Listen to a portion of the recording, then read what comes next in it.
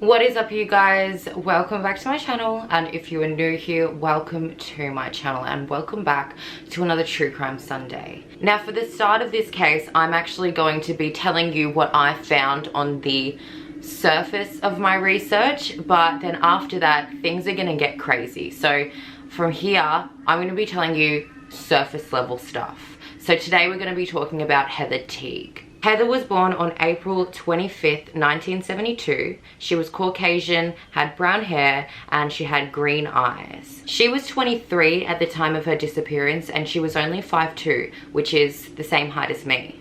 On August 26, 1995, she would disappear from a beach. She was sunbathing on Newburgh Beach in Kentucky, and while she was sunbathing, she was being watched. Now, we know she was being watched because this particular witness is someone that we're going to be talking about a lot today. This witness was somebody who was watching her from the opposite side of the river with binoculars, or supposedly was.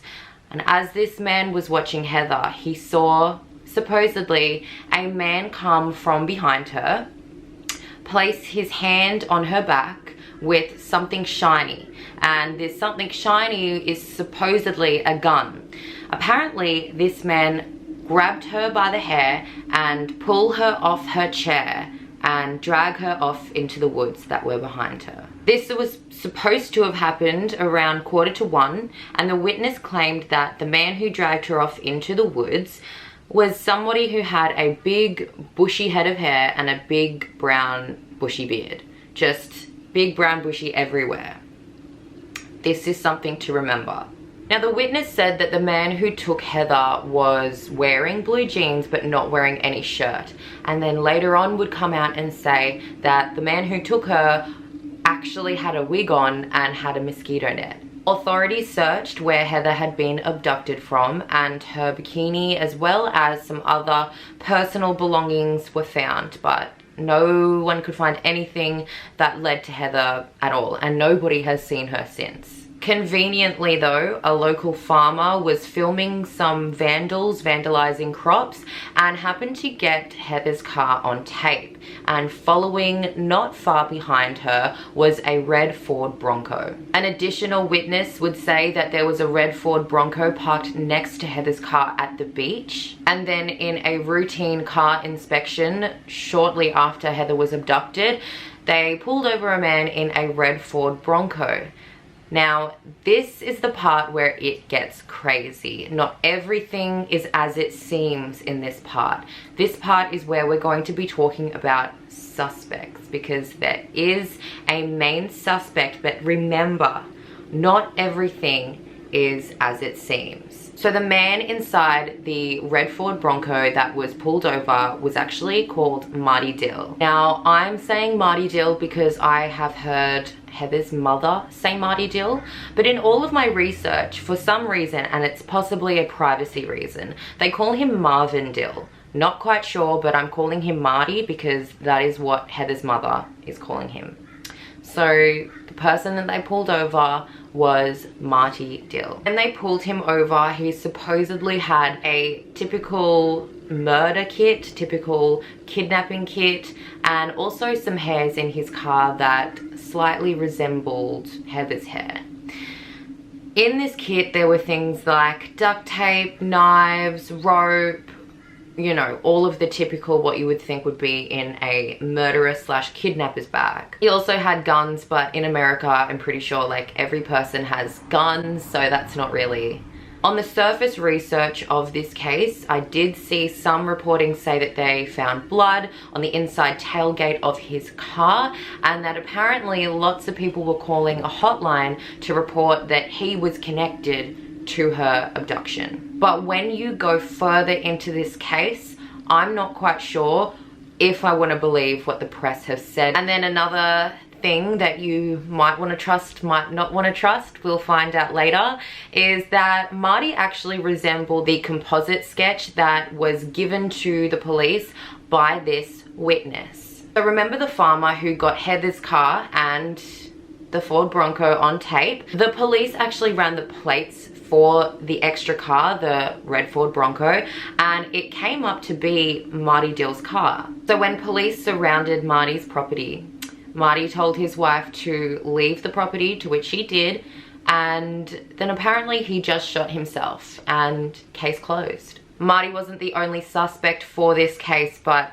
he is going to be someone that we will focus heavily on. But I did think it interesting to mention another suspect for this case. The next suspect had mutual friends with both Marty and Heather, and this next suspect's name was Christopher. So Christopher Bello had actually admitted to another murder, but her body was never found. The previous murder was for Catherine Fetzer. Her husband would find a note from her which said that she grew restless and decided to go to the local mall, but she never returned. This was on November 26th in 1991. The police did find her car. It was locked and about 30 k's away from her home. But just like Heather, Catherine would never be seen again. But Christopher Bello actually admitted to killing Catherine and said that her body could be in landfill anywhere. He wasn't quite sure. So he has confessed to the murder of Catherine, but he hasn't confessed or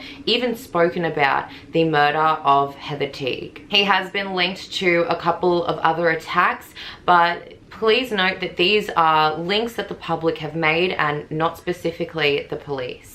People say that these other cases are linked to him because they slightly resemble Catherine as well as Heather. But because Marty, Christopher, and Heather all have mutual friends, the police suspect that both Marty and Christopher had planned this attack together. And interestingly, Christopher did actually leave Kentucky the day that Marty killed himself. I'm about to use a term from my friend Ben from the podcast Stuff They Don't Want You to Know, but here is where it gets crazy. The mother of Heather actually filed litigation against the Kentucky police. The case was because she believes that they covered something up. She believes that they decided that Marty was the suspect, even though they had other leads and even though he didn't even resemble their main suspect. And on top of that, they've withheld records from her, to which she did actually win that lawsuit, and they had to pay her, and that was a small justice, but that is just the surface of what we're going to talk about today. So the record that she wanted access to was the 911 phone call. She did hear this phone call originally in 2008, and when she requested to hear the phone call again in 2016, things were different. Now, because the call that they were showing her was a completely different 911 phone call, this prompted her to open the open record request. In the original 2008 911 phone call, the dispatcher was actually a female voice. Additionally, the witness had said that the person he saw dragging Heather off into the woods was a man with a big bushy beard and big bushy brown hair. But then when they heard this same phone call in 2016, suddenly the 911 dispatcher was a male voice, and the witness was saying that actually the person who dragged Heather off into the woods was wearing a wig and a mosquito net, and that is where that came from. It was really, really hard to find this piece of information because what the press say is literally just that she was taken and that it was Marty Dill and he killed himself. That is all the information that you are going to find on the surface. So when I found out that there were two different 911 phone calls and that they were supposed to be the exact same one, this is where the string pulled and it revealed the whole wool thing. That's not an analogy. I don't know why I used that. But basically, in my research for this, I came across a couple of YouTubers who had covered this case, but only covered that Marty Dill was responsible, he killed himself, and then that's it. But in the comments section for one particular YouTuber who, in my opinion, did a really bad job of covering this case because she seemed to be really disrespectful. She seemed super excited to be covering such a horrific case. I actually came across Sarah, who is Heather's mother. I came across her comment. Basically, not happy with this girl's video. I know that this YouTuber probably had good intentions. However, she seemed to be strangely happy and strangely excited to be covering this case. She was bouncing around all over the place, and also she didn't dig deep enough. But nevertheless, I came across Sarah's YouTube profile. I was unable to get a hold of Sarah. I'm not quite sure how to do that through YouTube channels. I looked for a message section, but I couldn't find it. However, I did find a video connected to that YouTube channel. Not posted to her YouTube channel, but just connected to it. And that is what threw me down the rabbit hole. And it was a video of a rally where she was talking. At the rally, Sarah actually calls out Kentucky police, and she calls out a cover-up.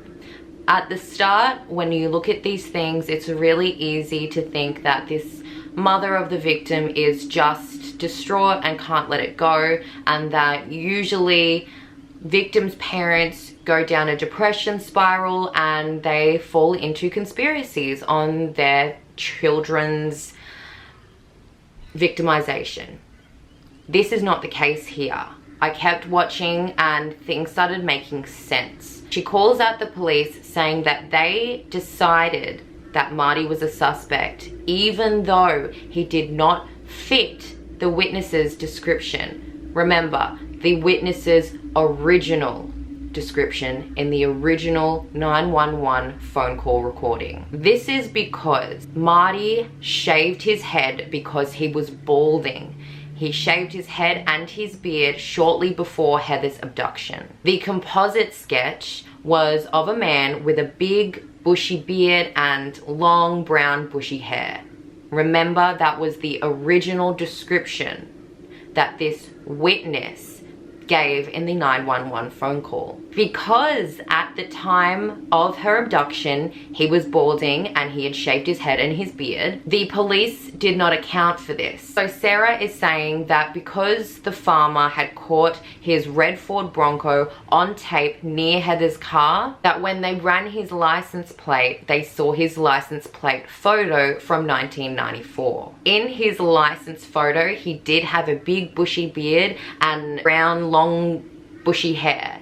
That is what he has looked like before, but they didn't know that at the time that Heather had been abducted, he had shaved because he was balding. Even Marty's mother confirmed that shortly before Heather was abducted, he didn't have long hair like he usually did. Now, when the police realized that he didn't have this big bushy hair like he did in his license photo, to keep him the main suspect, they showed press old photos of him and they completely ignored the fact that he was actually bald.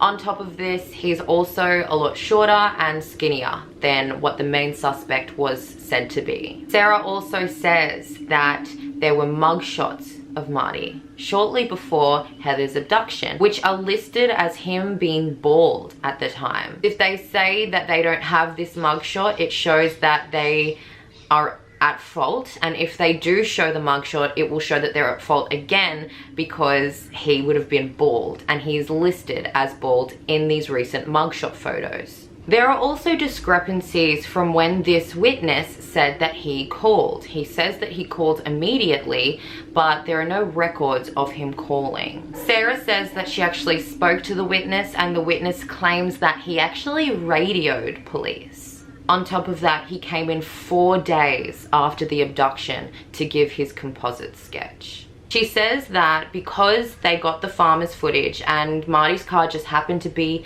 in that footage, they used his license to help the witness and the composite sketch artist, and that this was done without any proof that Marty was even involved. She says that this is the reason that the composite sketch kind of looks like Marty. So what of the wig and the mosquito netting? This is when the fake 911 phone call comes in.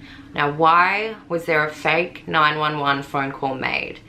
This is because in the original recording that the family had already heard, prior to the police finding out that Marty Dill was actually bald at the time, the witness had said that he had big bushy hair and a big brown beard. So in the fake 911 phone call, the family said that it wasn't really even a phone call, it was mostly the witness speaking, whereas the original phone call was a lot more believable and it was more like a 911 phone call. In the fake new phone call that they were claiming is the original, the witness now claims that actually the person who dragged her off had a wig on. This is because they did not know that he had shaved his head prior to claiming that he was the main suspect. Additionally, the FBI told Sarah that there's been DNA sitting at the Kentucky Police Department for 10 years that has not been tested, and they encouraged her to file a lawsuit, to which she did,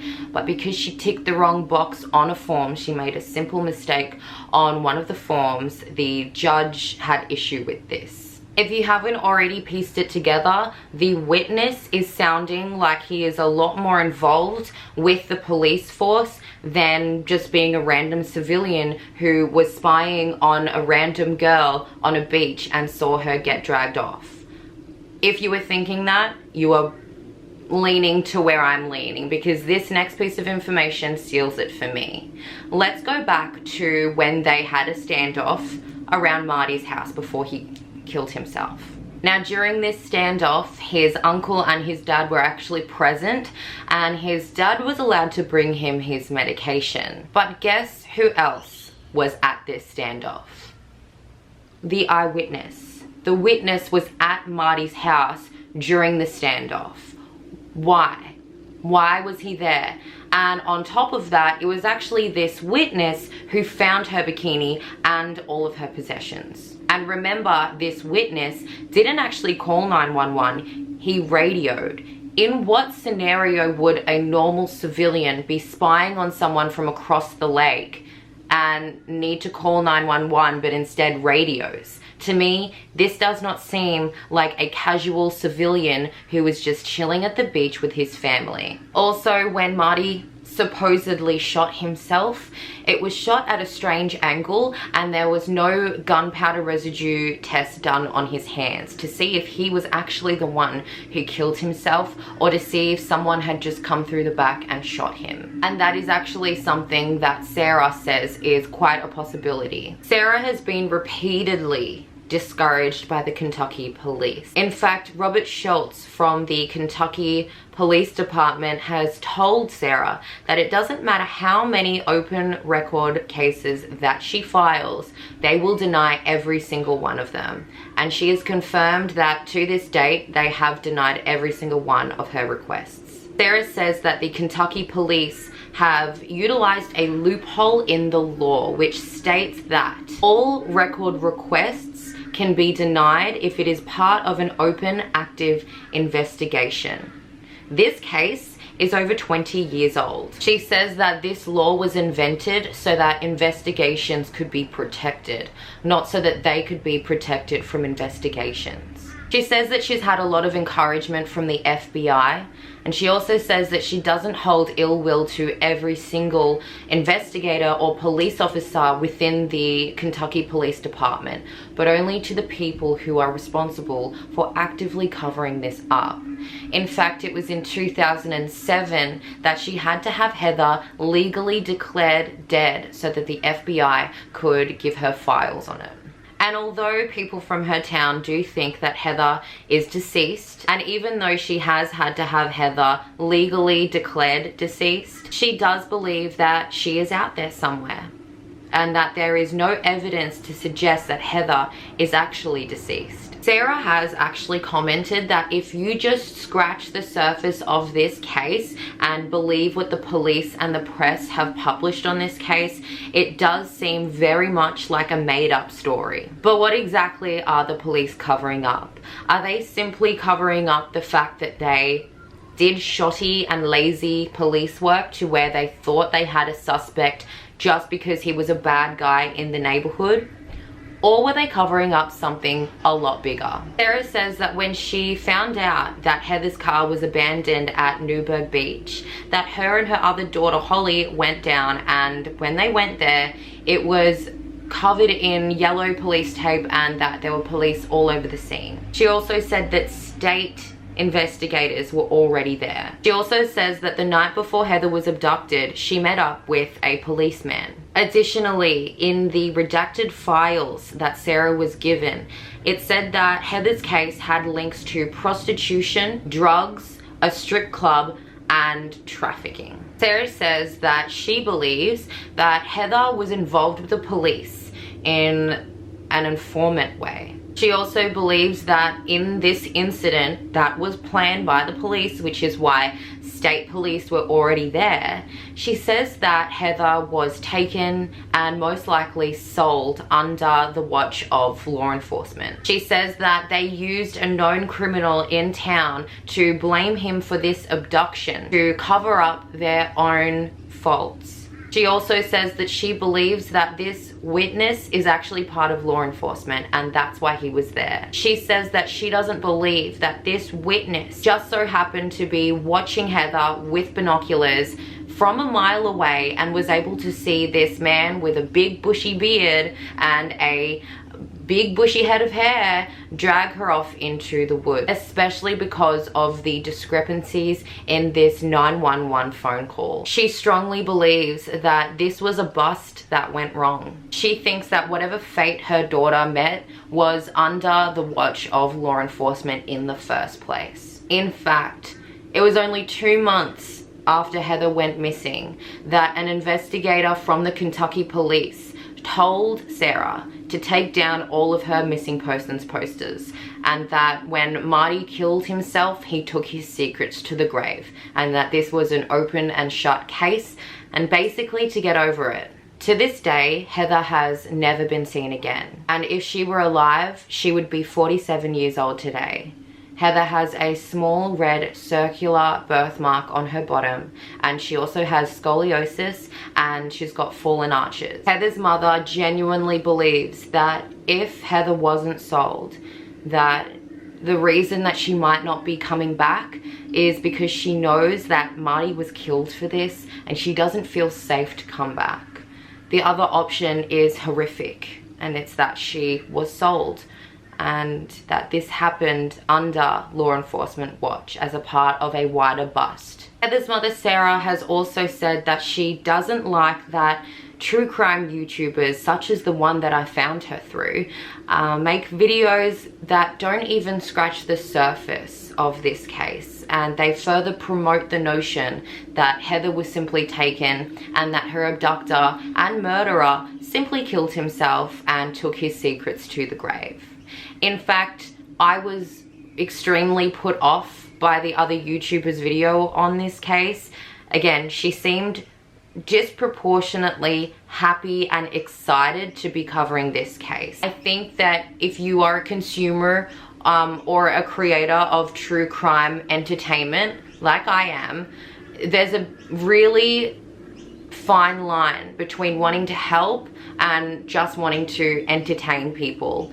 I do find true crime entertaining and scary, but I also tell true crime stories because I like to help the family. And I do think that is pretty evident in how many families I've actually worked with one-on-one when telling victims' stories. But I actually could not get a hold of Sarah because I don't know how to do that on YouTube. So Sarah, if you happen to be watching this and maybe there's something that you want to correct, or maybe you have more information, because I have seen that you claim that there is more information, I would love to touch base with you and possibly even make a part 2 on this case. So I hope that I have done your daughter's story justice. And again, if you would like to correct anything or maybe give me more information and we can help tell the full story, please get in contact with me. I would love to help you tell your story, even if it is just to vent about the wrongdoings that you have faced with law enforcement. Anyways, you guys, I hope you like this video. If you do, give it a thumbs up. It really does help. And if you want to see more videos like this, I do a True Crime Sunday every single Sunday, and then I post 2 videos during the week, which are story times, beauty things, hauls, and YouTube challenges, more of the fun stuff during the week. But again, every Sunday I do a True Crime Sunday, so you know how to subscribe. Thank you so much for watching, and I will see you in the next one. I just wanted to say that in the description box below there is a link where you can anonymously report anything to do with Heather. If you maybe have seen her, maybe you've seen someone who looks like Heather, or maybe you have some sort of information on what had happened and you would like to anonymously report that, you can do so by going down into the link below.